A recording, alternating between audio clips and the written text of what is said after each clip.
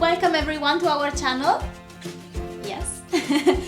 The tutorial we want to go over today is for this sweatshirt over here that Chloe is kindly modeling for us. It's a very nice and simple tutorial, perfect for beginners. So if you want to see how I made this sweatshirt and if you want to give it a go, please keep watching. Now I'm about to pin down my pattern pieces. I have already pinned down the neckband, waistband and the sleeve cuffs on my ribbing fabric. One thing to know is the neckband and the waistband are cut on the fold, which means that I have fold in half my ribbing fabric and I've placed the pattern pieces at the very edge of the fold. So when I'm going to cut them, then they will be double the length. The same thing goes for the front and the back. They are both going to be cut on the fold. So I have fold again the main fabric and I will place this pattern at the very edge. The only pattern piece that is not going to be cut on fold is actually the sleeve cuffs. So I will just cut this little piece out, but because I still want two cuffs, then I'm happy to keep it on a double layer of fabric. So I'm going to finish the pinning down of this and then I will get on with the cutting. The pattern pieces are now pinned down. I will start cutting them out. I usually go for the rotary cutter and the mat underneath, but it depends on how thick the fabric is, so I might be switching between the rotary cutter and the normal scissors. So let's see how it goes.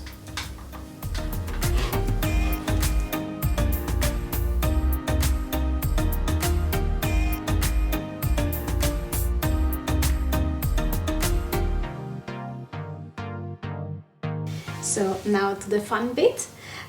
So I'm going to take the back piece and putting on the table with the right side facing myself, and then I'm going to put the front bit on top of the back, right sides together, which means with the sides that we want to be on the outside facing each other, which will be something like this.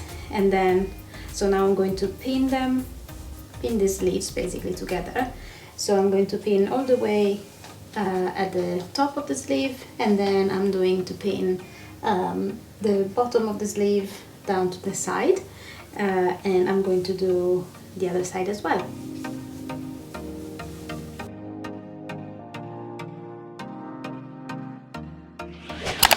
So now everything is pinned down, I will get to my overlocker and I will sew these top lines and then the two on the sides. I have marked on my sewing gauge 6 millimeters or 1/4 of an inch, and now I want to see where my line of stitches will be and therefore where my raw edge of the fabric will have to be. So I know that in an overlocker we have 2 needles and I want to take the measurement from the left needle, and on top of the foot we have 2 lines on here. So the line on the left is the one that is telling me where the line of stitches from the left needle will be.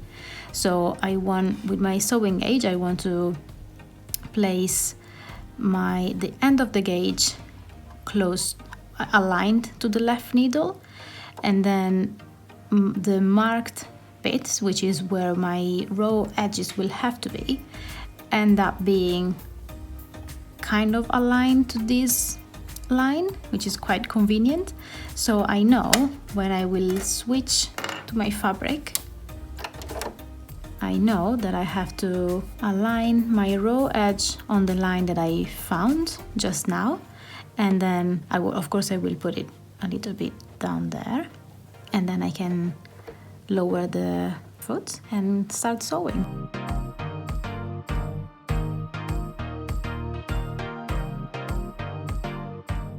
Now we can move on to the preparation of the ribbing pieces.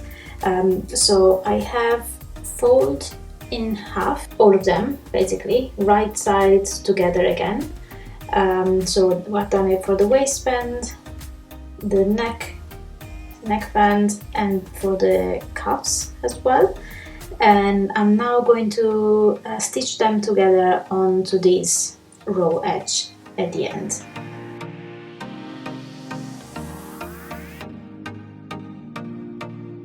The technique that I like to use to attach any of the ribbing pieces to the sweatshirt, fold them in quarters, and I will do the same for the actual neckline. So I'm going to divide the neckline in 4 equal parts, and then I will match the reference points and pin them together.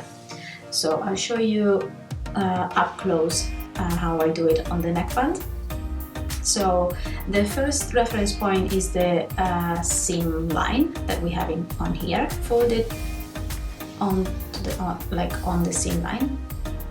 Fold the piece in half, and then the opposite will be the first reference point, and I will put a pin in there.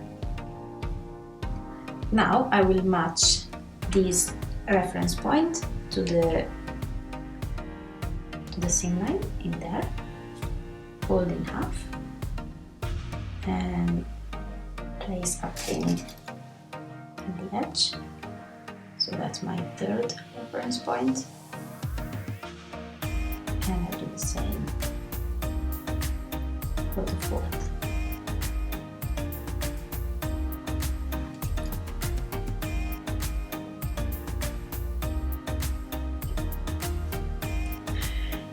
One thing that I also like to do is to put a red pin on the seam line, so that reminds me of the fact that it will be the back. So the ribbing is now sorted, so we can put this on the side, and we're going to do the same for the actual neckband. The first step is to match the 2 seams against each other, and then I will match the raw edges up to the end, like that, and find the center front and put a pin, and I will do the same but for the back.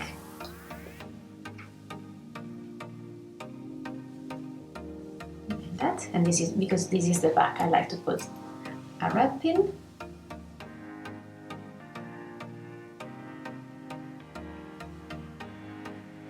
and then don't think that these are the 3rd and the 4th point.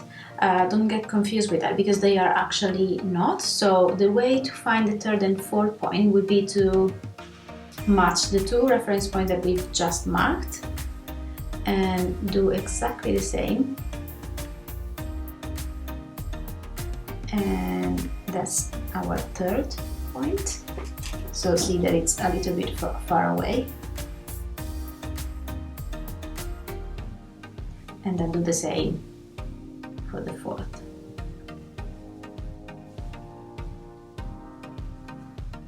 Like that.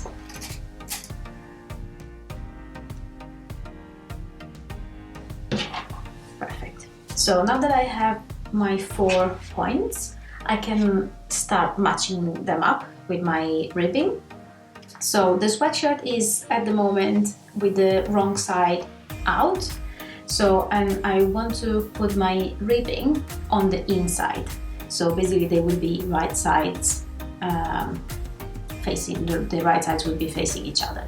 So I can start from the back. So the part with the seam will be at the back of the sweatshirt. That's why I like to put a red pin, because I know I'm doing the right thing. So I'm going to put one of them and touch it there, like that. And then I can do the same for the front. So putting the neckband on the next side.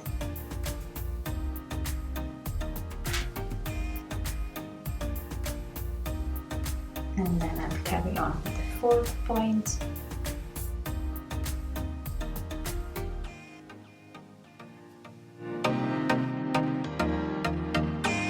So now that it's in place, you can tell that the ribbing is slightly shorter than the actual neckline, and this is also why I like to use ribbing for the neckband, cuffs and waistbands, because it's a lot stretchier than the main fabric, so it will be a lot easier to stretch that in place.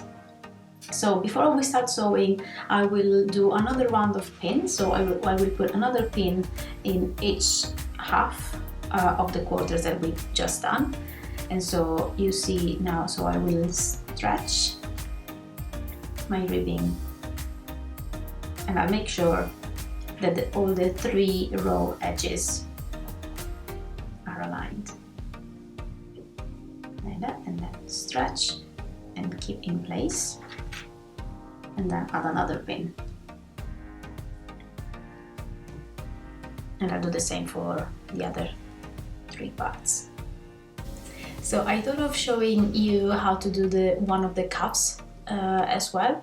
I know they are quite fiddly, and definitely they are my least favorite part of sewing a sweatshirt together. So I thought that we could do it at least one together, and I'll show you how I do it. But the technique really is exactly the same as the neckline. So I'm going to start dividing in 4 my cuff, and then again in half, so I will match the 2 reference points. And then, as I like to do, I will put a red pin on the seam. So I can put this on the side, and in this case they really are the other 2 reference points are already the right ones, so I don't have to bother to check these ones because they are right. So this is divided in 4 equal parts. So the way I do it now, I want to put the cuff inside like that, and I want to match my seam line to the bottom of the sleeve. So my red pin will be matched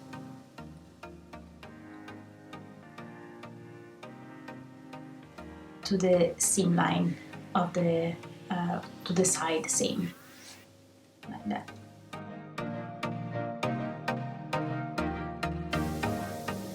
You can also try to be very precise with it. So I will put my pin exactly on the seam, and then with that pin I will match the other seam like that, and then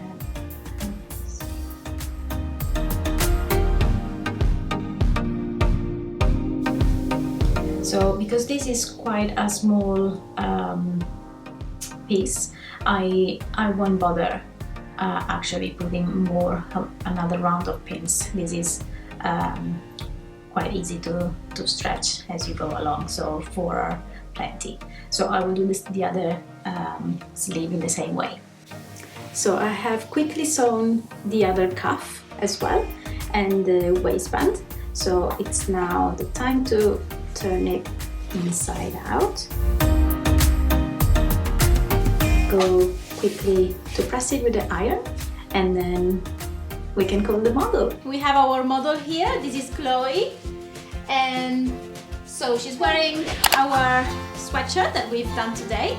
It's a bit slouchy and yeah, so it's a bit roomy. If you want a tighter look, then I would suggest probably to downsize a little bit. But we all know that babies grow up so fast, and so in this way at least she can wear it for a bit longer than 2 weeks. But I think she likes it. It's very comfy and cozy. So that's it for today. I hope you liked the video. And if you are interested, I will have another tutorial on these baggy trousers if you want to have a look. We will see you in the next video. Bye bye!